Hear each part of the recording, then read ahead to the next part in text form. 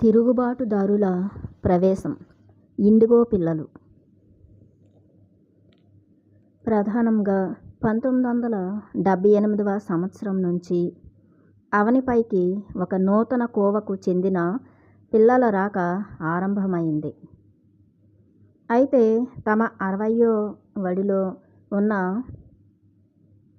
ఇండిగోలు అయిన కొంతమంది పెద్దలు సైతం ఉన్నారు. వీరిని ఇండిగో అని పిలుస్తారు. ఎందుకంటే దివ్య దృష్టి సంపన్నులకు వీరి ఆర నీలి రంగులో, ఇండిగో రంగులో కనిపిస్తుంది.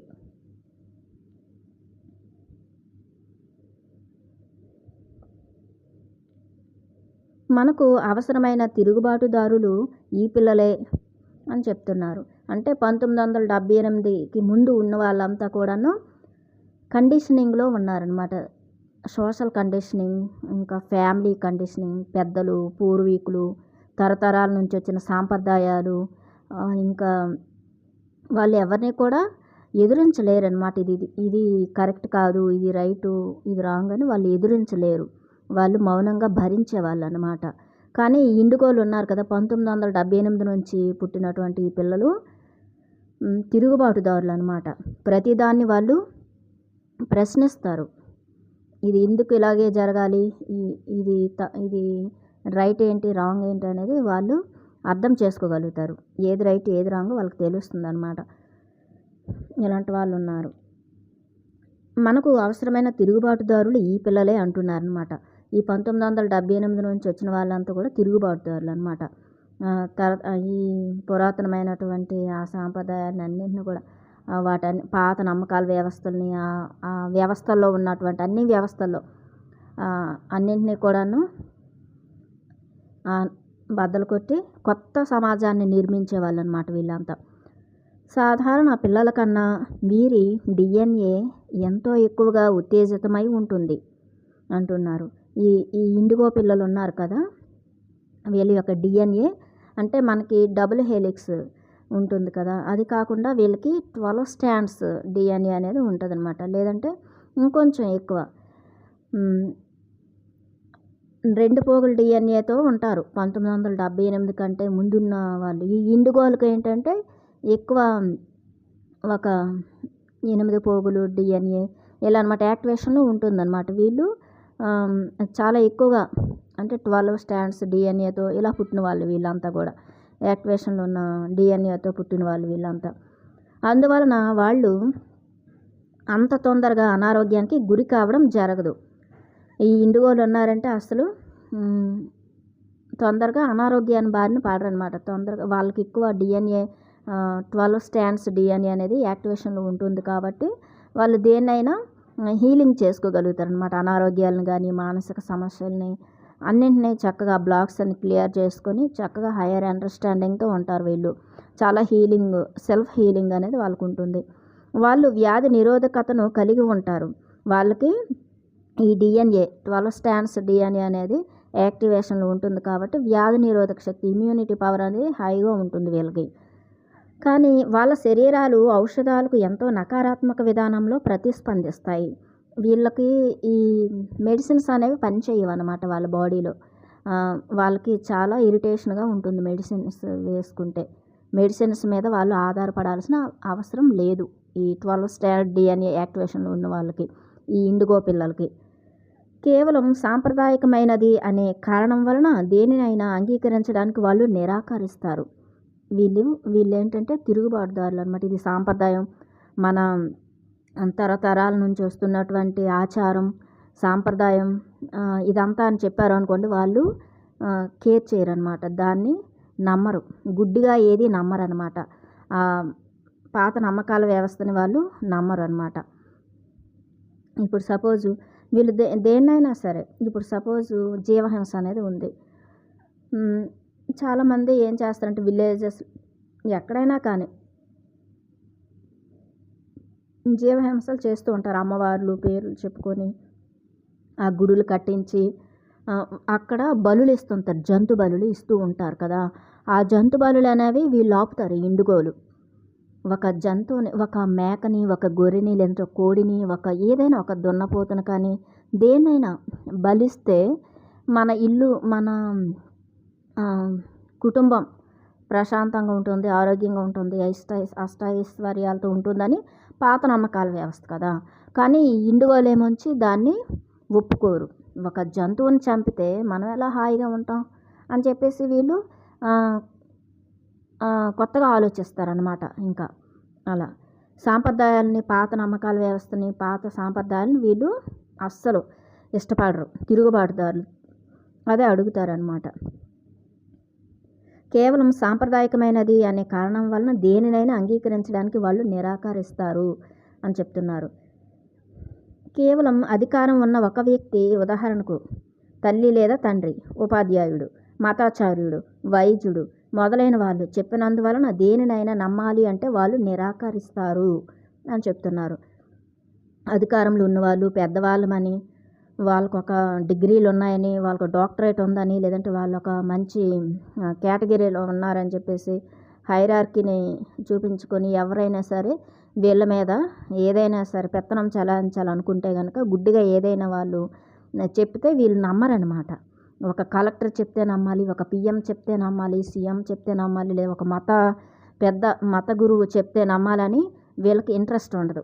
వీళ్ళు సొంతంగా కొత్తగా వాళ్ళ లోపల నుంచి వాళ్ళు సత్యాన్ని, వాళ్ళ అంతర్ప్రబోధాన్ని వింటారు, అంతర్వాణిని వాళ్ళు వింటారు. వాళ్ళు చక్కగా దాన్ని ఇంట్యూషన్ని వింటారనమాట. వాళ్ళు కొత్తగా ఆలోచిస్తారు అంతే తప్ప వైద్యులు చెప్పింది, లేదా మతాచారులు చెప్పింది, ఉపాధ్యాయులు చెప్పింది వీళ్ళు అస్సలు వినరనమాట. దానికి అగైనిస్ట్గా వీళ్ళు ఉంటారు ఈ ఇండిగో పిల్లలు. వాళ్ళు దేనినైనా అంగీకరించాలి అంటే ముందుగా వాళ్ళకు ప్రతి ఒక్కటి చక్కని హేతువుతో అర్థవంతంగా అనిపించాలి.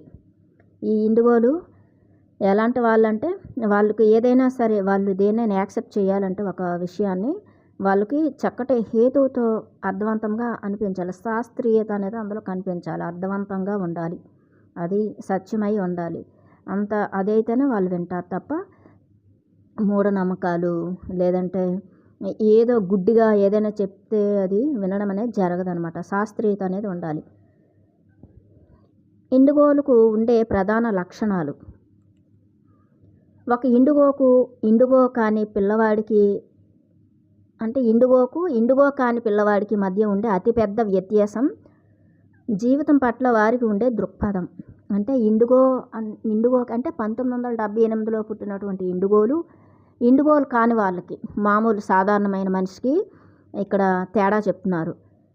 ఇండిగో కాని వాళ్ళు జీవితంలో ప్రధానమైన విషయం సమాజానికి అనుగుణంగా నడుచుకోవడం, బాధ్యతను స్వీకరించడం, సాధారణంగా అంగీకరించబడే సూత్రాల ప్రకారం విజయాన్ని సాధించడం, మరి సమాజపు విలువలను పరిరక్షించడమే అని భావించగా, ఈ ఇండిగో కాని వాళ్ళేంటి, వాళ్ళంతా కూడా సోషల్ కండిషనింగ్ అయిపోతారనమాట. అంటే వాళ్ళ ఫ్యామిలీకి, మతానికి, వాళ్ళ ప్రాంతానికి అన్నింటికీ కండిషనింగ్ అయిపోతారు. నేను ఈ బాధ్యతలు, బరువులు మొయ్యాలి, బాధ్యతలు ఉన్నాయి, బంధాలు ఉన్నాయని వాళ్ళు అలాగా భరిస్తూ ఉంటారు.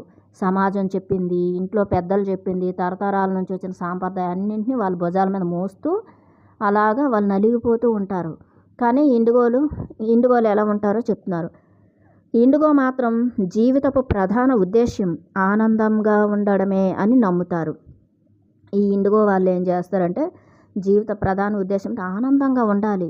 మనకి ఆనందం కలిగించిన విషయాలు, ఆనందం అనేది మనకి కలగనటువంటి పనులు చెయ్యాలంటే అది ఎంతో బాధే కదా. కానీ వాళ్ళైతే ఆ బరువులను, బాధ్యతలను, బంధాలను వాళ్ళు మోస్తారు. ఇండిగో కాని వాళ్ళు, ఇండిగోలు అలాంటివన్నీ వాళ్ళు భుజాల మీద ఎత్తుకొని మొయ్యరు. వాళ్ళు చాలా టేక్ ఇట్ ఈజీ పాలిస్తూ ఉంటారు. చాలా ఈజియెస్ట్గా జీవితాన్ని, వాళ్ళ లైఫ్ స్టైల్ని వాళ్ళు జీవిస్తూ ఉంటారు. నేచర్తో కనెక్ట్ అయ్యి ఉంటారు. చాలా ఏది ఉన్నా ఏది లేకపోయినా భౌతిక పదార్థం మీద వాళ్ళు ఎక్కువగా ఆధారపడకుండా మినిమలైజ్గా ఆనందంగా ఉంటారనమాట. వాళ్ళు ఆనందమే వాళ్ళ ప్రధాన లక్ష్యం అని చెప్తున్నారు. సమాజం సాధారణంగా నిర్వచించేదాని ప్రకారం కాకుండా ఇండిగో చేసే ప్రతి పని కూడా తాను స్వయంగా నిర్వచించిన ఆనందపు ప్రమాణం ద్వారా తీర్మానించబడుతుంది. ఇండిగోలు ఏంటి, సమాజం ఇచ్చినటువంటి కండిషనింగ్స్, ఆ బాధ్యతలు అవన్నీ వీళ్ళు వినరు. విద్యా వ్యవస్థలు, ఆర్థిక దేని మీద వీళ్ళు ఆధారపడరు. వాళ్ళ హృదయాన్ని వింటారు. వాళ్ళకి ఆత్మానందమే, బ్రహ్మానందమే వాళ్ళకి లక్ష్యం అనమాట. వాళ్ళకి అదే తీర్మానం. వాళ్ళ హృదయం ఏం చెప్తుందో ఆ తీర్పును వాళ్ళు వింటారు. వాళ్ళ అంతర్వాణిని వాళ్ళు వింటారు. అంతర్ప్రబోధాన్నే వింటారు తప్ప దాని ప్రమాణంగా వాళ్ళు నడుచుకుంటారు తప్ప ఈ గుడ్డి సమాజం, గుడ్డి ఆచారాలు, గుడ్డి సాంప్రదాయాలు, ఆ పెద్దలు ఇచ్చినటువంటి భయపడి భయం కదా అదంతా భయం. అదంతా ఎవరు? డార్క్ ఫోర్సెస్, ఇది బ్లాక్ టీ షర్ట్స్ వాళ్ళు, ఫాలెన్ ఏంజల్స్ పెట్టినటువంటి కండిషన్స్ అవన్నీ కూడా. ద్వంద్వత్వం, భయము, వేర్పాటువాదము, ఇంకా స్వార్థము, అత్యాశ, ఇవన్నీ. కానీ ఇక్కడ ఇండిగోలకి ఏంటి? అవేమీ ఉండవు. ఏది ఉన్నా ఏది లేకపోయినా నేను ఎప్పుడు ఆనందంగా ఉంటాను అని చాలా వాళ్ళకి ఆ ప్రమాణం మీదే వాళ్ళు ఉంటారనమాట. వాళ్ళు స్వయంగా నిర్వచించిన ఆనందపు ప్రమాణం ద్వారా తీర్మానించబడుతుంది ఏదైనా ఒక విషయం. అదే నమ్ముతారు వాళ్ళు. ఒకవేళ టామీ ఒక ఇండిగో అయితే పరిస్థితి ఎలా ఉంటుంది అంటున్నారు. ఇప్పుడు సపోజ్ 1978 ముందు అంటే ఒక ఇండిగో కానీ ఈ యొక్క డిఎన్ఏ 12 స్ట్రాండ్స్ డిఎన్ఏ అనేది యాక్టివేషన్లో లేని వాళ్ళు ఉంటారు కదా, డబుల్ హెలిక్స్ వాళ్ళు, అంటే 2 పోగుల డిఎన్ఏతో ఉన్న వాళ్ళు ఎలా ఉంటారంటే వాళ్ళు ఎక్కువ భయంతో ఉంటారు. వాళ్ళు ఎక్కువ బాధ్యతలు తీసుకుంటారు. వాళ్ళని వాళ్ళు ఎక్కువ సప్రెస్ చేసుకుంటారు. ఎమోషన్స్ సప్రెస్ చేసుకుంటారు. వాళ్ళ ఇష్టాలని అన్నీ సప్రెస్ చేసుకుంటారు. సపోజు వాళ్ళకి ఒక టీచర్ అవ్వాలని లేదు, ఒక మ్యాథ్స్ టీచర్ అవ్వాలని లేదు, ఒక డ్యాన్సర్ అవ్వాలని ఉందనుకోండి. కానీ ఆ డ్యాన్స్ని చంపుకొని టీచర్ అవుతారు. ఎందుకు? టీచర్ అయితే డబ్బులు వస్తాయి. ఆ డబ్బులతో కుటుంబాన్ని, పిల్లల్ని, పెళ్ళాన్ని, తల్లిదండ్రులు అందరినీ పెంచాలి కదా. అన్నదమ్ములు, అక్క చెల్లెలకి, చుట్టాలకి, బంధువులకి డబ్బులు ఇవ్వాలి. అది వాళ్ళు అలా ఉంటారు. ఇండిగోలు ఎలా ఉంటారు? నాకు ప్రశాంతంగా ఉంటే చాలు, నాకు ఆనందంగా ఉండే ఇది సోర్స్ నాకు ఉంటే చాలు, కానీ నేను అందరి బరువులు బాధ్యతలు మొయ్యాల్సిన అవసరం లేదు అని చెప్పేసి వాళ్ళు దాని నుంచి బయటపడతారనమాట. అది. కానీ వీళ్ళు ఇండిగో కాని వాళ్ళు ఎలా ఉంటారంటే అలా ఉంటారన్నమాట. తల్లిదండ్రులు చెప్పింది, అందరూ చెప్పింది వింటూ, సమాజం చెప్పింది వింటూ వాళ్ళు అలా బతుకుతూ ఉంటారనమాట. పసిబిడ్డగా ఉన్న ఇండిగో టామీ సైతం పడిపోవడం అనేది బాధాకరంగా ఉంటుందని నేర్చుకోడు. ఇప్పుడు సపోజు ఈ ఇండిగో పిల్లలు ఉన్నారనుకోండి, కింద పడిపోయారనుకోండి, వాళ్ళు పెద్దగా కేర్ చేయరు. కింద పడిపోతే ఏముంది, లేచి నిలబడి మళ్ళీ హాయిగా నవ్వుతూ పరిగెడుతూ ఉంటారు. కానీ ఇండిగోలు కాని పిల్లలు ఏం చేస్తారు? వాళ్ళు కింద పడిపోతే ఆ తల్లిదండ్రులు వచ్చి వాదార్చి అంతా చేసే వరకు వాళ్ళు ఎదురు చూస్తారు. చాలా ఇండిగో కాని వాళ్ళు ఏంటి, కింద పడిపోతే ఇది చాలా బాధాకరమైన విషయం, నొప్పి పుట్టించే విషయం అని వాళ్ళు అనుకుంటారు. అతనికి కేవలం తన తల్లి చేసే పనులు నవ్వు పుట్టించేలా ఉంటాయి. ఒక ఇండిగో పిల్లోడు ఉన్నాడు అనుకోండి, కింద పడిపోయాడు. ఆ తల్లి అయ్యయ్యో బాబు పడిపోయావా, ఇదే అదే అంటే ఆ పిల్లోడు నవ్వుతాడు, నవ్వు పుట్టిస్తుంది, క్రేజీగా ఉంది అని చెప్పేసి. ఎందుకంటే సహజమే కదా అనుకుంటాడంట ఆ బిడ్డ. చక్కగా నిలబడి పరిగెడతాడు. మళ్ళీ తను పెద్దగా పట్టించుకోడు ఆ దెబ్బని. అదే ఇండిగో కాని పిల్లలు ఏంటి, వాళ్ళు కింద పడిపోతే ఆ తల్లి వచ్చి ఓదార్చి ఎత్తుకొని ఎక్కడైతే దెబ్బ తగిలిందో దానికి ముద్దు పెట్టి అయ్యో అయ్యో అని చెప్పేసి హడావిడి చేస్తూ ఉంటే వాళ్ళు అలాగా ఇదే నిజం అనుకుంటారు. కానీ ఇండిగోలు ఏమనుకుంటారు, ఆ పడిపోవడం సహజమే, పరిగెత్తడము సహజమే, దెబ్బలు తగలడము సహజమే, అది మానిపోవడం సహజమని ఇండిగో వాళ్ళు అనుకుంటారనమాట. ఇక్కడ మనం చూడండి, తల్లిదండ్రులు ఓవర్ కేరింగ్ చేస్తారు పిల్లలకి. ఇప్పుడు ఆ ఓవర్ కేరింగ్ వల్ల వాళ్ళు అలాగా చెడిపోతారు. అంటే వాళ్ళకి అసలు సహజత్వం అనేది ఉండదు. అలాగా వీళ్ళు ఓవర్ కేరింగ్ని కేర్ చేయరన్నమాట ఈ యొక్క ఇండిగోలు. బడిలో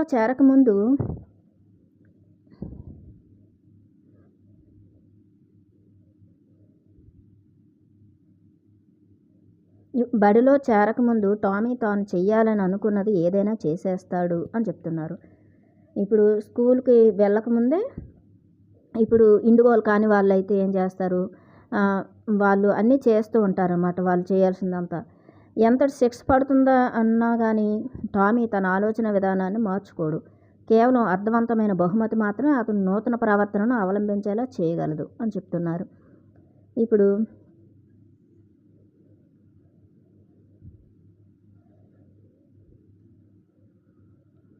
స్కూల్కి వెళ్ళకముందే ఈ ఈ పిల్లలు ఏం చేస్తారు, ఇండిగో పిల్లలు వాళ్ళు చేయాల్సిందంతా వాళ్ళు అనుకున్నది ఏదైనా కానీ చేసేస్తారనమాట స్కూల్లో చేరకముందే. ఎంతటి సెక్స్ పడుతున్నప్పటికీ కూడా వాళ్ళ ఆలోచన విధానాన్ని మార్చుకోరు. ఈ ఈ ఇండిగో పిల్లలేంటి, తల్లిదండ్రులు కానీ అక్కడ విద్యా వ్యవస్థలు కానీ టీచర్స్ కానీ ఉపాధ్యాయులు కానీ ఎంత శిక్ష నీకు విధిస్తాను అని చెప్పినా కానీ వీళ్ళు ర్యాంకులు తెచ్చుకోవడం, మార్కుల కోసం రాత్రి పగలు చదవడం, అలాంటి శిక్షలు అనేవి వీళ్ళు అస్సలు పట్టించుకోరన్నమాట. వాళ్ళ ఆలోచన విధానాన్ని మార్చుకోరన్నమాట. ఇప్పుడు ఇండిగో కాని వాళ్ళైతే ఏం చేస్తారు, శిక్షలు వేస్తాము అంటే భయపడి వాళ్ళు కష్టపడి రాత్రి పగలు కష్టపడి ఆ ర్యాంకులు తెచ్చుకుంటారు, లేదంటే ఉద్యోగం తెచ్చుకుంటారు. ఇంకా వాళ్ళకి నచ్చినటువంటి అది పని వాళ్ళకి నచ్చిన ఇది మానేస్తారు, అన్నీ వాళ్ళు త్యాగాలు చేస్తారు. కానీ వీళ్ళు త్యాగం చేయరు ఇండిగోలు. అర్థమైందా? నీకు ర్యాంకు రావాలి, తల్లిదండ్రులు కానీ ఉపాధ్యాయులు కానీ లేదంటే విద్యా వ్యవస్థలు కానీ సమాజం కానీ ఎవరు ఏమనుకున్నా ఐ డోంట్ కేర్ అన్నట్టు ఉంటారు వీళ్ళు. ఎవరు నన్ను పొగడక్కర్లేదు, మెచ్చుకోవక్కర్లేదు, ఎవరినో మెప్పించడం కోసం నేను ఎక్కువ స్ట్రెస్ తీసుకోవక్కర్లేదని వీళ్ళు చాలా ప్రశాంతంగా ఆనందంగా మంచి డివైన్ క్వాలిటీస్తో హాయిగా ఉంటారనమాట ఈ ఇండిగోలు.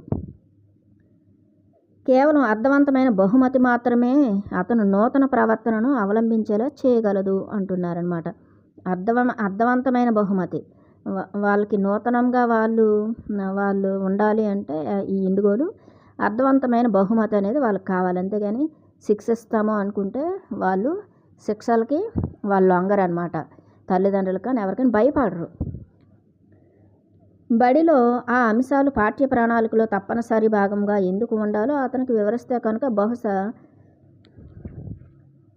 చరిత్ర లాంటి అంకగణితం, చరిత్ర లాంటి అనాసక్తికరమైన అంశాలను చదవచ్చు అంటున్నారనమాట. అంటే ఇప్పుడు ఏదైనా సరే ఈ పాఠాలు ఇవన్నీ కూడాను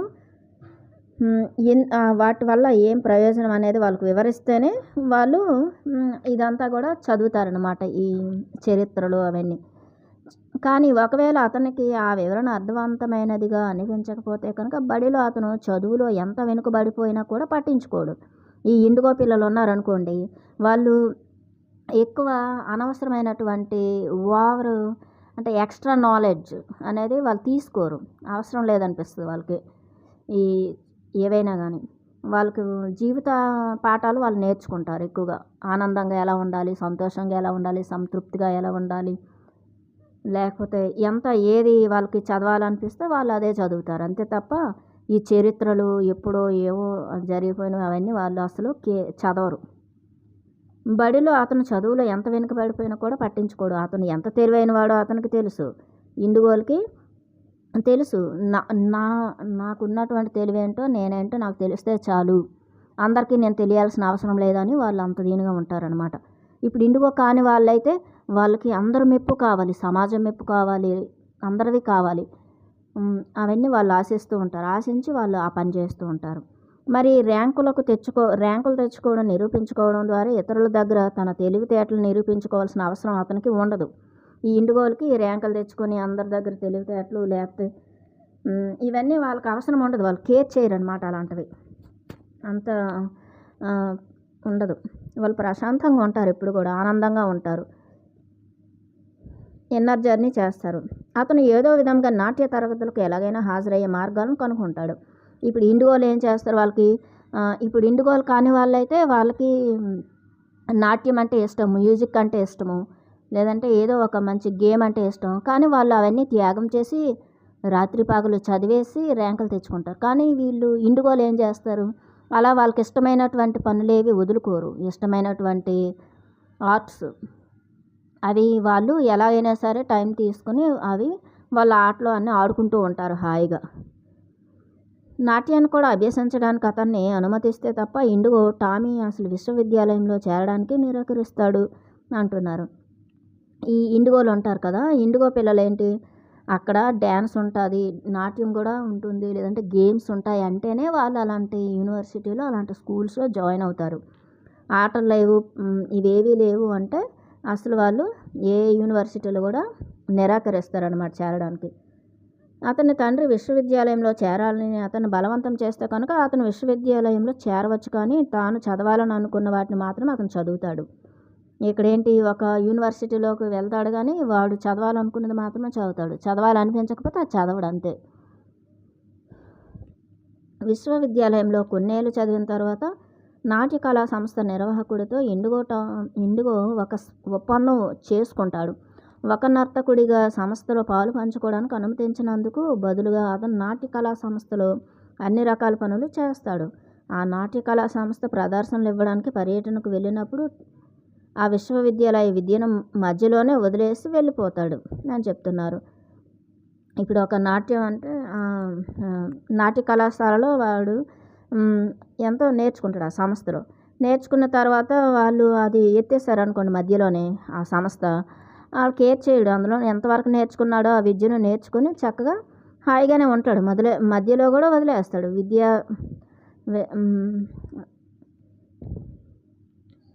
అంటే ఆ నాట్యం కోసమే తనకిష్టమైన ప్రొఫెషన్ ఎంచుకుంటాడు తప్ప విద్యే ముఖ్యమని అనుకోడు. విద్యనైనా వదిలేస్తాడు అనమాట ఈ ఇండిగో. అలా ఉంటారు. ఇప్పుడు ఇండిగో పిల్లలు అంటే ఎలా ఉంటారంటే వాడికి క్రికెటో లేదంటే ఒక వాలీబాలో టెన్నిస్ ఇలా ఉంటాయి కదా, చాలా ఆర్ట్స్, మ్యూజిషియన్గా అవ్వాలని, చాలా డ్యాన్సర్ అవ్వాలని, ఆ కళల మీద ఒక డ్రాయింగ్ మీద వాళ్ళకి ఏవైతే ప్యాషన్ ఉంటుందో వాటి వైపు వెళ్తారు ప్రొఫెషనల్గా. అంతే తప్ప విద్యని మధ్యలో వదిలేయగలుగుతారు వాళ్ళు ఈజీగా. ఇప్పుడు ఇండిగో కాని వాళ్ళు ఏంటి, విద్యే ప్రధానం, అంటే చదువే ముఖ్యం, ర్యాంకులే ముఖ్యం, ప్యాకేజీలు ముఖ్యం, డబ్బు సంపాదించాలి, సమాజంలో ఫలానా అంటే జాబ్లో ఉన్నాను, ఒక డాక్టరు, ఒక కలెక్టరు అని ఒక ఐడెంటిటీ కోసం వాళ్ళు చదువుతారనమాట. కానీ ఇండిగోలు ఉంటారే వాళ్ళైతే వాళ్ళకి నచ్చిందే వాళ్ళు ఎంచుకుంటారు, దాంట్లోనే వాళ్ళు హాయిగా ఇచ్చేస్తారు. అయితే ఇండిగో ఆనందంగా ఉన్నాడు. జీవితపు ఉద్దేశం ఆనందంగా ఉండడమే అని ఇండిగోకి జీవితపు ముఖ్య ఉద్దేశం ఏంటి, ఆనందంగా ఉండడమే కదా అని చెప్తున్నారనమాట.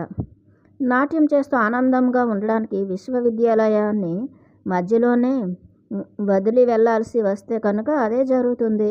ఇప్పుడు సపోజు క్లాసెస్ కూడా డుమ్మా కొడతారనమాట వీళ్ళు, ఈ డ్యాన్స్ కోసం, గేమ్స్ కోసం, అలాగా వాళ్ళకి నచ్చిన పని చేయడానికి.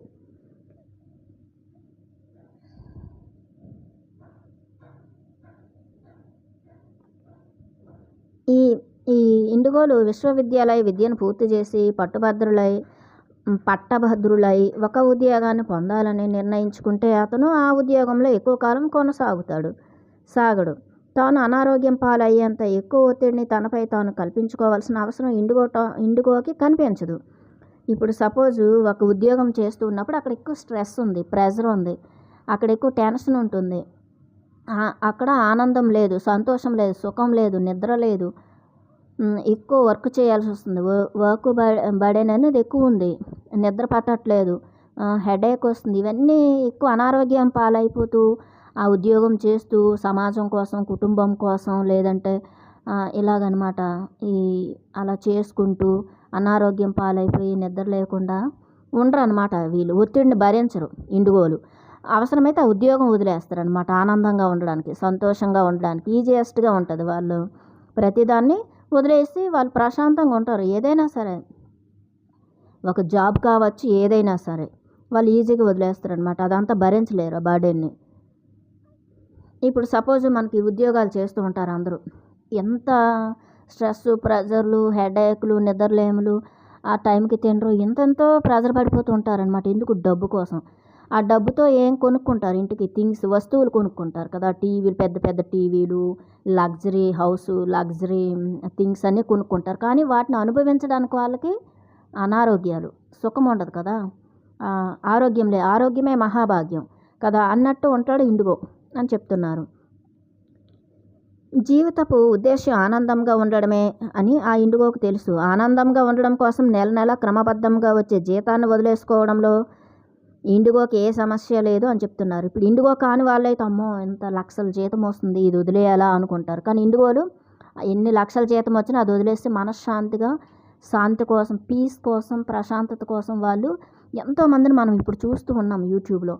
వాళ్ళు ఒక 30 ఎకరాలు అప్పుడు ఎక్కడో విదేశాల్లో జాబులు చేస్తూ ఆ డబ్బులతో కొన్ని ఎకరాలు పొలం కొనుక్కొని చాలా అదంతా కూడాను ఒక అడవిలాగా తయారు చేసుకుని ఇలాగ కూరగాయలు పండిస్తూ చెట్లు వేసుకొని మొక్కలు వేసుకొని ఆనందంగా హాయిగా 30,00,000 50,00,000 ₹1,00,00,000 శాలరీతో ఆ ప్యాకేజీ వదిలేసి వాళ్ళు అంత ప్రశాంతంగా నేచర్‌లో హాయిగా జీవిస్తున్న వాళ్ళని ఇప్పుడు ఎంతోమందిని యూట్యూబ్‌లో మనం చూస్తూ ఉంటున్నాం. వాళ్ళు ఇప్పుడు నిజంగానే 70, 80 సంవత్సరాల వాళ్ళున్నారు. 60 సంవత్సరాల వాళ్ళున్నారు. వాళ్ళంతా ఇండిగోలనమాట. అలాంటి వాళ్ళు. అంతే ఇండిగో వాళ్ళేంటి ఎన్ని లక్షల కోట్లు డబ్బునైనా వదిలేస్తారు మనశ్శాంతి లేకపోతే, ఆనందంగా లేకపోతే, ఆరోగ్యాన్ని ఇవ్వకపోతే అని చెప్తున్నారనమాట. ఇండిగో పిల్లల తల్లిదండ్రులు వాళ్ళు తాము చెప్పిన మాట విని సాధారణ పిల్లల్లా ప్రవర్తించేలా చేయడానికి ప్రయత్నిస్తారు. కానీ ఆ పనిలో వాళ్ళు ఏమాత్రం విజయం సాధించలేరు. ఈ ఇండిగో పిల్లల్ని తల్లిదండ్రులు ఏం చేస్తారంటే అందరిలాగా సమాజం చెప్పినట్లు, విద్యా వ్యవస్థలు చెప్పినట్లు అలాగ డబ్బు కోసం చదివించడం, డబ్బు కోసం పనిచేయడం, వాళ్ళు మెప్పు కోసం, వీళ్ళు మెప్పు కోసం, బంధువుల మెప్పు కోసం వీళ్ళేదో గొప్పలు చూపించుకోవాలనుకుంటారు ఆ పిల్లల్ని ఏదోలా తయారు చేసేసి. కానీ వాడు ఆర్టిఫిషియల్‌గా ఉండడానికి ఇష్టపడ్డ ఇండిగో కదా! న్యాచురల్‌గా ఉండడానికి ఇష్టపడతాడనమాట. ఎవరి మెప్పు కోసం తను బతకడు. తన ఆనందం కోసం, తన సంతోషం, సుఖం కోసం తను ఉంటారనమాట ఈ ఇండిగోలు. ఆడవాళ్ళైనా, మగవాళ్ళైనా. అది. వీళ్ళు ఎలా ఉంటారంటే ఇలా ఉంటారనమాట. ఆ తల్లిదండ్రులు మాత్రం వాళ్ళు మార్చాలని చూస్తారు. ఇలా ఉండాలి, అలా ఉండాలి, అది ఇదని. కానీ వీళ్ళు అది పట్టించుకోరు. ఒకవేళ ఇండిగో పిల్లలు సాధారణ పిల్లల్లానే ప్రవర్తిస్తే కనుక అప్పుడు వాళ్ళు ఇతరుల ఆదేశాలను అనుసరించే వాళ్ళుగా తయారైపోతారు. మరి ఈ సంకట సమయంలో మానవాళికి సహాయం చేయడానికి వచ్చిన వాళ్ళ జన్మ లక్ష్యం అంతా వ్యర్థమైపోతుంది అని చెప్తున్నారు. ఈ వాళ్ళేంటి దేనికోసం వచ్చారు అసలు ఇండిగోలు? వీళ్ళు ఒక ప్రత్యేకమైన కేటగిరీ అనమాట. వీళ్ళు ఎందుకోసం వచ్చారంటే ఇక్కడ మార్పులు తేవడానికి వచ్చారు. అన్ని వ్యవస్థలోని అదంతా ఉంది కదా! ఆ మార్పులు తేవడానికి వచ్చారు. ఆ పాత నమ్మకాల వ్యవస్థని అవన్నీ కూడాను మార్చడానికి వచ్చారు. కానీ అందరూ కండిషనింగ్ అయిపోయారు కదా అన్నింటిలో. అవన్నీ మార్చడానికి వచ్చారు. కానీ వీళ్ళు కూడా ఏమైనా సరే ఆ తల్లిదండ్రులు విద్యా వ్యవస్థలకి వాటి యొక్క బారిన పడ్డారంటే వాళ్ళ జీవిత లక్ష్యం అనేది వ్యర్థమైపోతుంది అని చెప్తున్నారు. అలా కూడా కొంతమంది సఫర్ అయ్యే వాళ్ళు ఉంటారు. అందులో ఉండిపోయిన వాళ్ళు, ఆ భౌతికవాదంలో కూరుకుపోయిన వాళ్ళు ఉంటారు.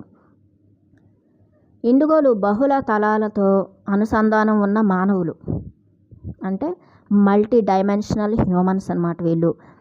మల్టీ డైమెన్షనల్ హ్యూమన్స్ అంటే ఇండిగోలు అన్ని తలాలతో వీళ్ళు కనెక్ట్ అయి ఉంటారన్నమాట.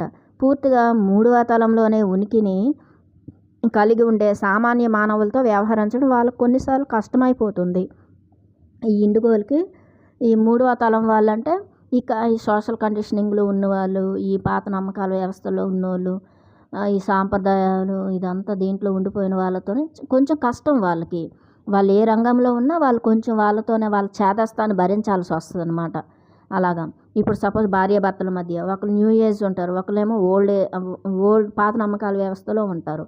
అలా కొంచెం కష్టంగా అనిపిస్తుంది. లేదంటే తల్లిదండ్రులతో పిల్లలకి అలాంటి వాళ్ళకి ఇండిగోలకి పిల్లలు ఉండొచ్చు ఇండిగోలు, తల్లిదండ్రులు పాత నమ్మకాల వ్యవస్థలో ఉంటారు కదా, వాళ్ళతో కష్టం ఉంటుంది. భార్యాభర్తల మధ్యన ఒక ఇండిగో ఉంటారు. అలా అనమాట. వాళ్ళతో చాలా అన్ని వ్యవస్థల్లో కూడా అన్ని రంగాల్లోని ఇండిగోలు ఉంటారు. కానీ వాళ్ళు అక్కడ ఇబ్బందులు పడుతూ ఉంటారనమాట తక్కిన వాళ్ళతో. ఆ విషయం పట్ల వాళ్ళకు సచేతనమైన ఎరుక లేనప్పటికీ తరచుగా ఇండిగోలు ఇతర తలాల నుంచి సమాచారాన్ని పొందుతూ ఉంటారు. అంటే వాళ్ళకి సబ్కాన్షియస్గా వాళ్ళకి ఆ యొక్క సబ్కాన్షియస్గా వాళ్ళకి ఎరుక అనేది ఉండదు. అంటే వాళ్ళకి ఇంట్యూషన్ అనేది పనిచేస్తుంది. కానీ వాళ్ళకి అవేర్నెస్ ఉండకపోయినప్పటికీ కూడా వాళ్ళు ఆ యొక్క ఉన్నత తలాల వాళ్ళతో హయ్యర్ మాస్టర్స్తో ఆ నక్షత్రాల జాతుల వాళ్ళతోని వీళ్ళు కనెక్ట్ అయ్యి అక్కడి నుంచి సమాచారాన్ని ఎప్పుడు కూడా అందుకుంటూ ఉంటారనమాట సబ్కాన్షియస్గా వాళ్ళ నిద్రలో అలాగనమాట. అప్పుడు వీళ్ళు ఆ సమాచారాన్ని అందుకుని ఆ విధంగా వాళ్ళు జీవిస్తూ ఉంటారు. నిజానికి వాళ్ళను ఎంతో తెలివైన వారుగా భావించడం జరుగుతుంది. ఇండిగోలు చాలా తెలివైన వారు అని చెప్తున్నారనమాట. వాళ్ళు ఎంతో తెలివైన వారు కావడంతో వాళ్ళ మనస్సును నిమగ్నం చేసి ఉంచడానికి ఎన్నో కార్యకలాపాలు అవసరమవుతాయి అని చెప్తున్నారు. వాళ్ళు ఎంతో తెలివైన వాళ్ళు కావడం వలన వాళ్ళ మనస్సులు అంటే వాళ్ళు చాలా ఫోకస్డ్గా ఉంచుతారనమాట అన్ని కార్యకలాపాల్లో. తగినన్ని కార్యకలాపాలు లేకపోతే కనుక వాళ్ళు తేలికగా విసుగు చెందుతారు. వాళ్ళకి చాలా ఎంతో మంచి వర్క్ అనేది వాళ్ళకు ఉండాలి, లేదంటే వాళ్ళకు విసుక్కుంటారన్నమాట. అలాగనమాట. వాళ్ళు విసుగు చెంది ఉన్నప్పుడు తమ మనస్సును ఆక్రమించుకోవడానికి వివిధ విషయాలు లేదా కార్యకలాపాల వైపు దృష్టి సారిస్తారు. ఈ ఇండిగోలు ఏంటంటే వాళ్ళకి తగినట్టుగా వాళ్ళ అనుకూలంగా వాళ్ళకి ఇక్కడ లేదనుకోండి, అప్పుడు వాళ్ళు ఇతర విషయాల మీద దృష్టిని సారిస్తారు. అందువలన వాళ్ళ మనస్సు ఒక చోటు నుంచి మరో చోటుకు తిరుగాడుతూనే ఉంటుంది అని చెప్తున్నారు. ఇండిగోలు కొంచెం డీవియేషన్ కూడా అవుతుంటారనమాట కొన్ని విషయాలకి. అదే అని చెప్తున్నారు. అంటే వాళ్ళు పూర్తిగా ఒకే దీని మీద దృష్టి సారించలేరు. వాళ్ళు అనుకున్న వాళ్ళ ఐడియాలజీని వాళ్ళు ఒక్కొక్కసారి ఇంప్లిమెంట్ చేసుకోలేరు. కొన్ని విషయాల మీద వాళ్ళు అప్పుడప్పుడు ఇదవుతారన్నమాట. సమాజానికి అన్నిటికి కట్టుబడి ఉంటారు. ఇది తరచుగా ఏకాగ్రత లోపించే వ్యాధి, అటెన్షన్ డిఫిక్ట్ డిజార్డర్, లేదా అతి చురుకుగా ఉండి ఒకే విషయంపై ఏకాగ్రత చూపలేని వ్యాధి అంటున్నారు. అటెన్షన్ హైపర్ యాక్టివ్ డిజార్డర్ నిర్ధారణకు దారి తీస్తుంది అంటున్నారు. అంటే ఒకే విషయాన్ని ఏకాగ్రతగా చూపలేని వ్యాధి నిర్ధారణకు దారి తీస్తుంది అంటున్నారు అనమాట. ఒకే విషయం మీద వాళ్ళు ఫోకస్డ్గా ఉండలేరంట, కొంచెం డైవర్ట్ అయిపోతూ ఉంటారట కొన్ని విషయాల మీదకి. అంటే కన్ఫ్యూజన్ చిన్నది ఉంటుంది వాళ్ళకి, ఇండిగోలకు కూడా. ఇప్పుడు సపోజు పత్రిజీ ఈ సంస్థను స్థాపించారు. అప్పుడు పత్రిజీతో ఎంతోమంది వచ్చారు అప్పటి నుంచి, ఫస్ట్ నుంచి పత్రిజీతో పాటుగా. అప్పటి నుంచి ఉన్న వాళ్ళందరూ ఇండిగోలే కదా పెద్దవాళ్ళు. ఇప్పుడు వాళ్ళంతా 100 సంవత్సరాల వాళ్ళు ఉన్నారు, 80, 90, 70, 60, 50 వాళ్ళు కూడా ఉన్నారు ఇప్పుడు చాలామంది కదా. వాళ్ళందరూ ఇండిగోలే కదా. అలా ఎందుకంటే పత్రిజీ ఉన్నారు కాబట్టి పత్రిజీతో వాళ్ళు ఈజీగా అడుగులు వేసుకుంటూ వచ్చేసారు. చాలామంది ఇంకా అన్ని రంగాల్లోనూ ఉన్నారు. ఈ పిరమిడ్ సొసైటీలో కాకపోయినా అన్ని సంస్థలు, స్పిరిచువల్ సంస్థల్లో ఉన్నారు వాళ్ళు కూడా. అది నేచర్ని కాపాడేవాళ్ళు, జీవహింసల గురించి మాట్లాడేవాళ్ళు, వీళ్ళంతా కూడా జంతువుల్ని సంరక్షించే వాళ్ళుగా, భూమాత కోసం పనిచేసేవాళ్ళు, వీళ్ళంతా వాళ్ళే. దురదృష్టవశాత్తు వాళ్ళకు తరచుగా ఔషధాలు ఇవ్వడం జరుగుతూ ఉంటుంది. మరి ఉత్తేజితమైన వాళ్ళ డిఎన్ఏ కారణంగా వాళ్ళ భౌతిక శరీరాలు ఆ మందులను సరిగ్గా తట్టుకోలేవు. ఎప్పుడైతే మన డిఎన్ఏ అనేది యాక్టివేషన్లోకి వస్తుందో అప్పుడు మనం ఈ మందులు ఇవేవి మన మీద పనిచేయవన్నమాట. అప్పుడు కొంచెం ఇరిటేషన్ అనేది వస్తాం మందులు వేసుకోవడం వలన. చాలామంది మందులు వేసేసుకుంటూ ఉంటారు కదా. దానివలన ఏంటంటే వాళ్ళు కొంచెం ఇబ్బందులు పడుతుంది వాళ్ళ బాడీ అని చెప్తున్నారు. యాక్టివేషన్ అయిన డిఎన్ఏ వలన వాళ్ళు ఆ మందులు అనేవి ఆ భౌతిక శరీరానికి ఇరిటేషన్ కలిగిస్తాయి. వేసుకోకూడదు, అది తెలుసుకోరు కదా వాళ్ళు. కొంచెం ఫ్లక్చువేషన్, వాళ్ళకి కొంచెం ఇది ఉంటుంది, ఇంబ్యాలెన్స్ అంటే ఒక కన్ఫ్యూజను. ఆ పాత నమ్మకాల వ్యవస్థలోనే ఉండిపోతారు అనమాట. ఈ న్యూ ఏజ్ స్పిరిచువాలిటీని ఇదంతా కూడా వాళ్ళు కొంతవరకు నమ్మరు. ఈ ఛానలింగ్ బుక్స్, ఇవేవి ఈ ఛానలింగ్ మెటీరియల్స్, ఈ నాలెడ్జ్ వాళ్ళు పట్టించుకోకపోతే పాత శాస్త్రాలు అనుకొని, పురాణాలు అనుకొని, విగ్రహారాధనల గురించి అందులోనే ఉంటారు కొంతమంది. అది ఇండిగోలు వచ్చేసారు. మొదట ఇచ్చిన ఇండిగోలు ఇప్పుడు ఎదిగి ఉద్యోగ బృందంలోకి రావడం మొదలు పెడుతున్నారు కాబట్టి వాళ్ళు సమాజంపై ప్రభావం చూపుతున్నారు. అంతకుముందు తమ తల్లిదండ్రులను, ఉపాధ్యాయులను ప్రశ్నించినట్లుగానే వాళ్ళు ఇప్పుడు పై అధికారులను ప్రశ్నిస్తూ ప్రస్తుతం పాతబడిపోయిన మన వ్యవస్థలను కూలద్రోయడం ప్రారంభిస్తున్నారు. ఈ ఇండిగోలు అంతా కూడా అన్ని రంగాల్లోనూ ఉంటారు. వాళ్ళు ప్రశ్నిస్తారు కదా, మనం చూస్తున్నాం ఇప్పుడు అన్ని వ్యవస్థలను ప్రశ్నిస్తున్నారు కొంతమంది. ఇదేంటి ఇలాగా అలాగని చెప్పేసి. అలా పురాతన వ్యవస్థలను పగలగొట్టే పని ఇప్పటికే మొదలైపోయింది. మరి ఆ వేగం పెరిగిపోతూనే ఉంటుంది. ఆల్రెడీ ఇప్పుడు అన్నింటిపైన ప్రశ్నించే వాళ్ళు ఉన్నారు. తదుపరి 2 దశాబ్దాల్లోపే మన పాతబడిపోయిన వ్యవస్థలన్నీ నాశనం చేయబడతాయి.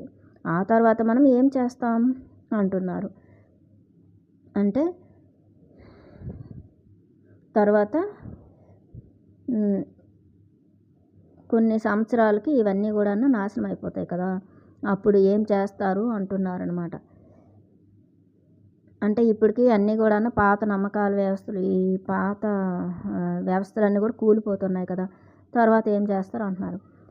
నవీన యుగపు అగ్రదూతలు క్రిస్టల్ పిల్లలు అని చెప్తున్నారు.